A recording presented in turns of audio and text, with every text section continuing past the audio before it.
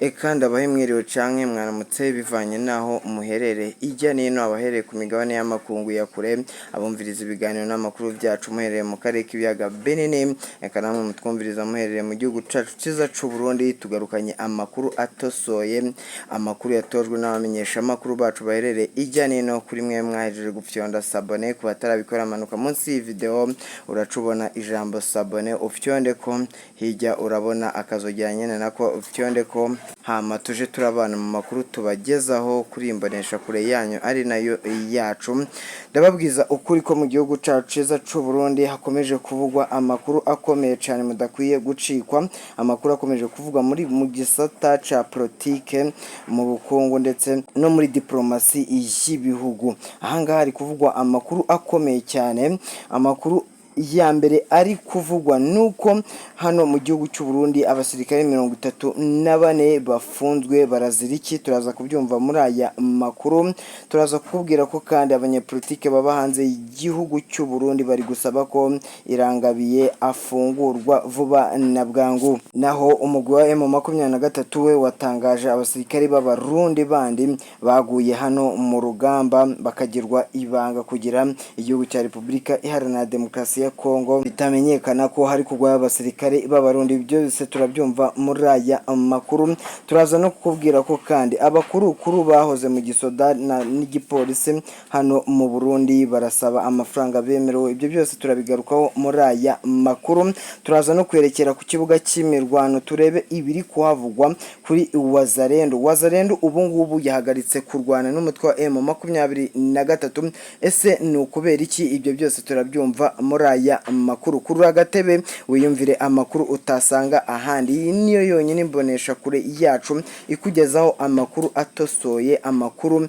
ashoboka ayariyo yose ko dufite abamenyesha amakuru hirya no hino mu karere k'ibiyaga Binini batugezaho uko update zimeze maze natwe tukatuzigeza ku bakunzi bacu 5 kuri 5 n'abatebe rero munyemerere twihuse cyane turebe ibyaya amakuru Ruyigi abasoda 34 barafunzwe kubera banze kurwana n'umutwe wa M23 abasoda 34 bafunzwe barazwira yuko banze kurwana na M23 mu ibohero rikuru Ruyigi abangaba bajyanywe mu buseruko bwa Repubulika Iharanira Demokarasi ya Kongo kuba bagiye kurwana n'umutwe wa M23 ariko birangira abasirikare banze kurwana nk'uko byakomeje kugenda bitangazwa n'ibinyamakuru bigiye bitandukanye umunyamakuru wacu duhaye aya makuru bivugwa yuko abangaba tayari bagejejwe mu ibohero rukuru Ruyigi abangaba ubu bafunzwe barazira yuko bigumuye ubu ngo bagiye gukurikiranwa n'inzego zibishinzwe harimo inzego z'ubushinjacyaha hano mu gihugu cy'u Burundi ubu ngo biri kuvugwa yuko abo basoda bivugiye yuko batazigera bahangana n'umutwe wa M23 kubera ibyo biboneye n'amaso yabo babwiye ikinyamakuru cyacu ko ubu ngubu abasirikare b'abarundi bari kugwa mu mirwano abadatangazwa aribo benshi abavugwa ni bakeya bitewe nuko banga guhungabanya abaturage b'igihugu cy'u Burundi ndetse n'amahanga muri rusange ayangaya na mabanga ya gisirikare abasirikare bavuga yuko aba basirikare batavugwa aribo benshi kandi baba bafite imiryango hano mu Burundi ikomeje kubaho nabi umunyamakuru wacu yatohoje ibyaya makuru yatugaragarije uburyo imiryango y'abarundi bafite abagabo babo baguye hano muri iyi mirwano ndetse batanabashyinguye bakomeje kubaho nabi kubura ibifungurwa ndetse n'ibindi bibatunga mu buzima bwa misi yose aba iyi miryango irakomeza gutabaza nyiricubahiro Vesto Ndayishimiye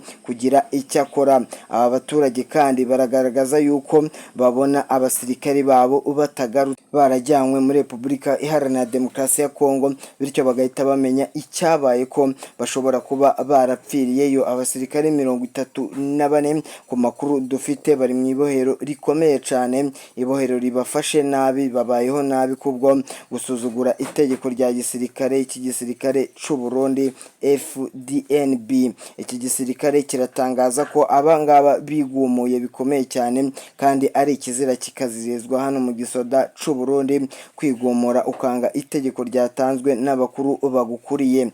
Itegeko riri hano mu Burundi nuko abasirikare b'abarundi bagomba kwerekera mu buseruko bwa Repubulika Iharanira Demokarasi ya Kongo guhangana n'umutwe wa M23. Gusa iby'inkuru turakomeza kuyikurikirana nk'uko tubibizeza 5 kuri 5 kubaha amakuru yizewe kandi agezweho. Aba basoda 34 turakomeza gukurikirana ibyabo nubwo dufite amakuru ko bagiye guhita babatandukanya bakabafungira ahantu hagiye hatandukanye, dore ko nk'uko byabaye ku basirikare ba mbere bigumuye ku rugamba mu museruko bwa Repubulika Iharanira Demokarasi ya Kongo bakajyanwa hirya no hino mu gisagara ca Bujumbura ndetse no mu makomine agiye atandukanye hano mu gihugu cy'u Burundi. Iyi niyo tekanike ikoreshwa n'igisirikare cy'u Burundi FADNB wita batandukanya imfungwa za gisirikare hano mu Burundi kugira zidatoroka cyangwa se zikiga umugambi mubisha wo kurimbura ababahagarariye cyangwa ababarinze. Ibi ngibi turakomeza kubikurikirana dukurikiranira aba basirikare aho barajyanwa n'amagerezwa abari barajyanwamo. Ifungiro rikuru rikomeye cyane barimo ubu ni Ruyigi. Amakuru akomeza kutugeraho nuko ubuzima bwabo butameze neza kubera ko batabona ibifungurwa ku gihe ndetse n'ubuvuzi ku gihe, bakomeje gufungwa bikomeye cyane. Munyemere duhindure ibyaya makuru ari kuvugwa ngaha mu Burundi tujye ku banyepolitike baba hanze y'igihugu cy'u Burundi. Bari gusaba ko Florian Irangabiye yarekurwa vuba na bwangu. Bari gusaba nyicubahiro Evariste Ndayishimiye ko Florian Irangabiye ari kurenganywa bikomeye cyane, ari akarengane gakomeje kuba hano mu gihugu cy'u Burundi. Iki gihugu cy'u Burundi cyahoze gishinjwa na ONU, akanama gashinzwe umutekano ku isi, kahoze gashinza iki gihugu kuba kitubahiriza uburenganzira bwa muntu. Florian Irangabiye akomeje gufungwa kandi bikomeye cyane. Mu minsi yashize nibwo twamenye ko bamutaye muri gereza ikomeye cyane, ariko ku munsi w'ejo hashize nibwo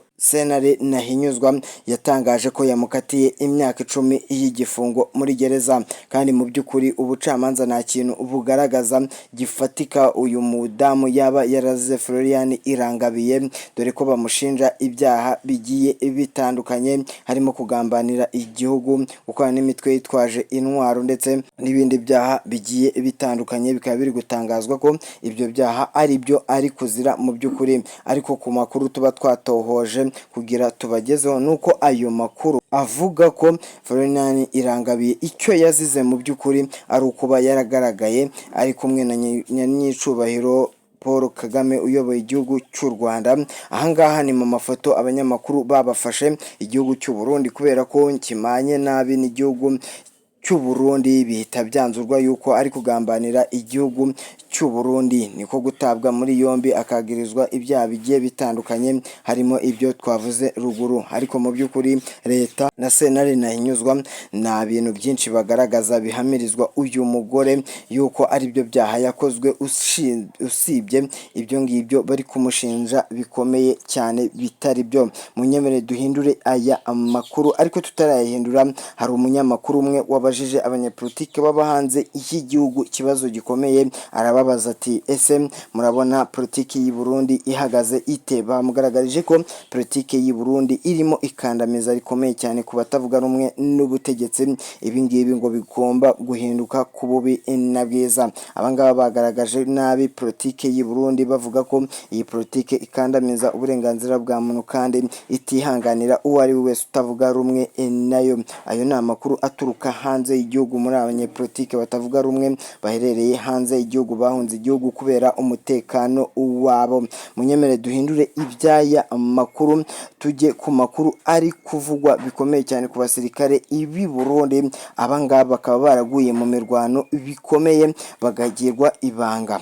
Hari umusirikare umwe watangarije umunyamakuru wacu wereye mu museruko bwa Repubulika Iharanira Demokarasi ya Kongo, amugaragariza yuko hari abasirikare bagwa ku rugamba hano mu museruko bwa Repubulika Iharanira Demokarasi ya Kongo, ariko nibatangazwe amazina yewe n'imiryango n'imiryango yabo nimenye amakuru agezweho y'abasirikare babo cyangwa se imiryango bagiye bafite hano mu gihugu cy'u Burundi bakomeza gutakaza hano muri Repubulika Iharanira Demokarasi ya Kongo, bagakomeza gutakarizayo ubuzima, ariko mu gihugu cy'u Burundi n'ibice bita bimenyekana ako kanya bikagirwa ibanga n'inzego za gisirikare mpaka bo ubwabo biyemeje kubitangariza abanyiri iyi miryango y'abafite ababo mu gisirikare baguye muri iyi mirwano iri kubera mu buseruko bwa Repubulika Iharanira Demokarasi ya Kongo.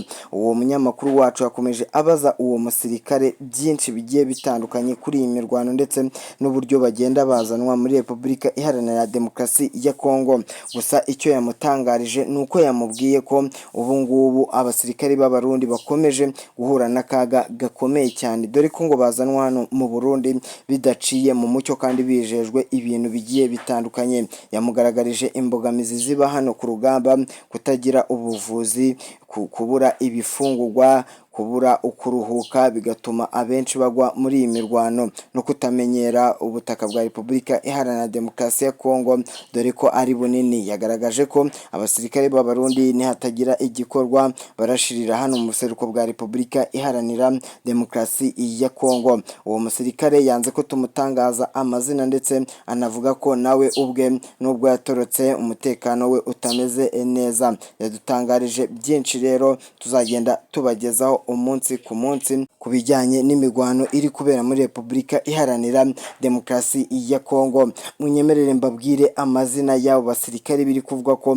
baguye hano muri Repubulika Iharanira Demokarasi ya Kongo mu migwano ikomeye cyane bari guhanganamo n'umugwi wa M23. Uwa mbere yitwa Nduwayo, uwa kabiri yitwa Manirakiza, Nsaguye ndetse na Nyiriburana. Abo basirikare rero akaba ari bo baguye hano mu mirwano bagahigirwa ibanga rikomeye cyane, gutangazwa biba ikibazo dore ko kugezana n'ubu abafite iyi miryango hano mu Burundi, abari bafite imiryango hano i Burundi bakomeje guhangayikishwa n'abasirikare bakomeje kugwa ku rugamba, nibura nibanabashyingure cyangwa se babibwirwe n'inzego za gisirikare. Gusa aya makuru leta y'u Burundi nta kintu irayavugaho, nubwo bivugwa ko yagizwe ibanga rikomeye cyane. Gusa ubu ngubu uhagarariye igisirikare cy'u Burundi FADNB abangaba nta kintu baratangaza kuri aya makuru y'aba basirikare amaze kudushikira ubu nonaha. Munyemere duhindure ingingo tujye ku bakurukuru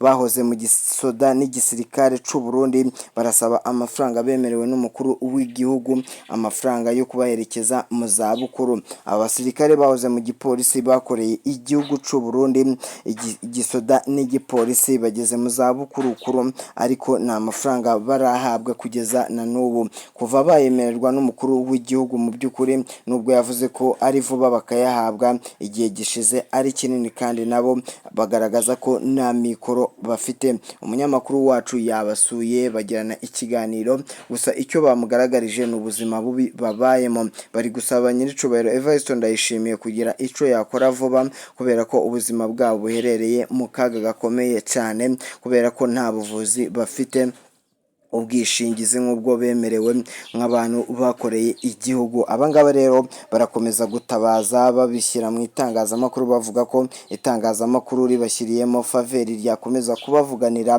hano muri leta ya Gitega. Leta ya Gitega iyobowe na nyiricubahiro Evariste Ndayishimiye akagira icyo yakora kuri aba bahoze mu gisoda cy'u Burundi n'igipolisi. Munyemere duhindure ibyaya makuru, murabizi ko tutagenda tutabagejejeho update breaking news ziri kuvugwa muri Sirazuba bwa Kongo, naho ibintu nibyoroshye cyane. Murabizi ko kandi dufite abanyamakuru bagiye baherereyeyo batugezaho amakuru umwanya ku mwanya ari kuvugwa hariya muri Sirazuba bwa Kongo ndetse n'ibiri kubera ku rugamba. Ubu amakuru batugejejeho nuko Wazalendo, murabizi ko Wazalendo ari umutwe washinzwe na Antoine Felix Tshisekedi agamije gutera imbaraga zikomeye FARDC gisirikare cye. Aba rero uyu Wazalendo akaba ari urubyiruko rukunda igihugu, ariko akaba hari kubarizwamo n'imitwe myinshi yitwaje intwaro harimo za FDL, Mai Mai, Nyatura ndetse n'indi mitwe igiye itandukanye ibarizwa hano muri iki kiyise Wazalendo mu rubyiruko rukunda igihugu kurusha abandi. Abangaba rero bikaba biri gutangazwa ko kugeza ubu ngubu batari kwitabira imirwano bihanganishe n'umutwe wa M23 kubera impamvu zigiye zitandukanye bari kugaragaza mu itangazamakuru. Bari kuvuga ko ubu ngubu nubwo hari kujyayo bake bake kurwana n'umugwi wa M23 bitakibashishikaje cyane kubera ko bamaje kuvumburwa ko babeshywe bikomeye cyane. Aba rero bari kubarizwa mu mugwi wa Wazalendo bari guhunga bikomeye cyane bafata amapikipiki bahungira kure kubera ko byarangira batawe mu nzego z'umutekano mu maboko atarayaba hano muri Repubulika Iharanira Demokarasi ya Kongo kubera ko bakomeje guta urugamba no kwigomora ku rugamba. Umunyamakuru wacu yagerageje gushaka iby'aya makuru ariko byarangiye n'ubundi ayamenye. Yatugaragarije yuko rero aba basirikare bo mu mitwe itandukanye babarizwa muri Wazalendo ndetse n'urubyiruko impamvu ngo bari gutoroka basanzwe barabeshywe cyane, dore ko bashyizwe muri uyu mutwe basezeranyijwe na Antoine Felix Tshisekedi yuko bazahabwa amafaranga menshi cyane ndetse bazashyirwa no mu gisoda ca hano muri Repubulika Iharanira Demokarasi ya Kongo ndetse nabo bakagenerwa amafaranga ahabwa abasirikare nk'ibisanzwe. Abangaba baravuze basezeranyijwe ko bazahabwa amafaranga ndetse bagashyirwa no mu gisirikare cya Repubulika Iharanira Demokarasi ya Kongo, bityo nabo bakaba ingabo z'igihugu. Ariko mu mezi yose bamaze ku rugamba ibyo basezeranyijwe barabibuze, ahubwo bakomeza kuhaburira ubuzima nk'uko mugenzi wabo akomeza kugenda abitangaza, nuko yashatse ko tutamuvuga amazina bitewe n'umutekano mukeya uri hano mu buseruko bwa Repubulika Iharanira Demokarasi ya Kongo. Aba Wazalendo rero bikaba biri kuvugwa ko tayari batangiye kwanga guhangana n'umutwe wa M23 n'ubundi bari kuvuga ko n'ubundi bari guhanganira ubusa bitewe n'uko n'ubundi M23 ngo ikomeje ngo kuba yabivugana, ikomeje kwivugana benshi muri bo. Abangabo rero babashije gutoroka inzego za gisirikare kuva muri pozisiyo z'urugamba, batangaje ko ubu ngubu nabo batizeye umutekano wabo ndetse biteguye guhigwa bukware n'igisirikare cya leta FARDC. Munyemerere twihuse cyane tujye ku mirwano iri kubera hano mu buseruko bwa Repubulika Iharanira Demokarasi ya Kongo, tubarebere uko byifashe muri aya masaha. Ubu ngubu biravugwa ko mweso umuriro uri kwaka cyane bikomeye cyane ubwo umutwe wa M23 wagabwagaho ibitero n'abacancuro ndetse na MONUSCO. Murabizi ko MONUSCO yakiye abasirikare bashya b'umwihariko batangaza ko aba bataje guhangana, ariko mu by'ukuri byagaragaye neza ko MONUSCO ari umutwe yakinnye. Abangaba nabo baje guhangana n'umutwe wa M23. M23 ikomeje kwirwanaho mu rufaya rw'amasasu uri kurwa na MONUSCO ndetse n'igisirikare ca leta FARDC hamwe na SADC n'abasirikare b'abarundi. Ibingibi rero biratangazwa n'umunyamakuru wacu herereye hara mu buseruko bwa Repubulika Iharanira Demokarasi ya Kongo, dore ko we yigererayo akaturebera uko ibintu byifashe. Ubu imirwano iri kuvugwa hano kuri mweso ku musozi wa muremure Mushakiho, imbunda ziri kuvuga bikomeye cyane kubera ko ubu ngubu ngo M23 nayo iri kurekura urufaya irasa umwanzi FARDC bikomeye cyane, dore ko ku makuru twakuruye nuko ubu ngubu umugwi wa M23 tayari warangije gushinga imbunda zikomeye cyane, ibirindiro bikomeye cyane hano Mushaki. Uyu musozi wa Mushaki ni ingirakamaro hano muri Repubulika Iharanira Demokarasi ya Kongo, dore kuteganye n'umujyi wa Goma.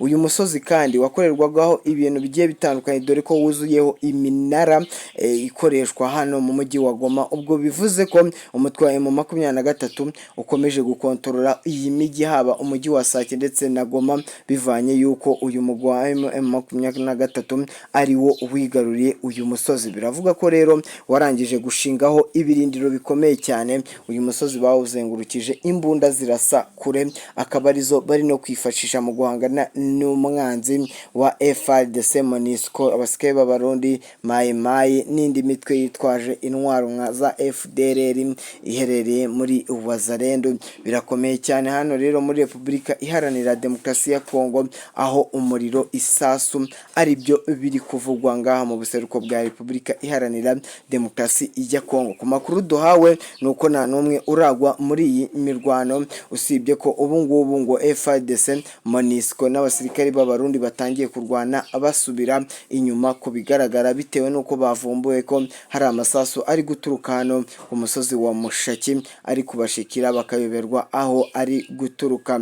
Bikaba biri gukekwa ko rero n'amasasu yarashe hano ku kibuga cy'indege cya Goma mpuzamahanga yaturutse kuri uyu umusozi. Bagiye babona hano hararashwe, nubwo hari andi makuru ari kuvuga ko ngo ari igisirikare cy'u Rwanda RDF cyarashe ahangaha cyifashe indege zitagira abapilote, bakaba angari bo barashe hano ku kibuga mpuzamahanga cya Goma. Ariko hakaba hari n'andi makuru ari gusohoka avuga ko ngo ari M23 bikomeje kuba urujijo rero ibyiraswa ry'iki kibuga cy'indege mpuzamahanga cya Goma, nubwo Repubulika ya Demokarasi ya Kongo ikomeje gushinja igihugu cy'u Rwanda n'igisirikare cy'igihugu cy'u Rwanda RDF yuko aribo bashatse kwivugana indege zahariya zinambara ziparitse hano ku kibuga cya Goma. Ibi ngibi rero birashimangirwa n'umuyobozi uyoboye North Kivu Chikakayiko Guillaume, akaba ari we watangaje iby'aya makuru avuga ko ari igihugu cy'u Rwanda cyabaye gikora ibi ngibi. Nubwo kuri side y'igihugu cy'u Rwanda bahakanye iby'aya makuru, bakavuga ko ibi ngibi ari ikimenyetso kivuga ko M23 ndetse n'igisirikare cya Kongo FARDC bikomeje guhangana bikomeye cyane. Ibi ngibi leta y'u Rwanda ibihakana yivuye inyuma, ivuga ko atariyo mu by'ukuri, ahubwo ari ugukomeza kwiyenza gusanzwe kwa Repubulika Iharanira Demokarasi ya Kongo mu binyoma bikomeye cyane. N'ubundi iki gisirikare cya Kongo FARDC gikomeza gushinja icya RDF, byaramenyekanye neza yuko rero ibi aba ari ibihimbano bikomeye cyane kugira bakomeze baharabike igihugu cy'u Rwanda. Ayo niyo makuru yari amaze kudushikira ubu nonaha. Murabizi ko amakuru tubonye duhita tuyabagezaho 5 kuri 5 isaha ku yende. Wowe icyo usabwa ni kimwe, raba munsi y'iyi video uraca ubona ijambo sabone ufyonde ko, urareba hirya ubone akazogera nako nyene ufyonde ko, kugira ujye ubona notification igihe cyose dusohoye amakuru aba agezweho hirya no hino mu karere k'ibiyaga binini. Ciao ciao.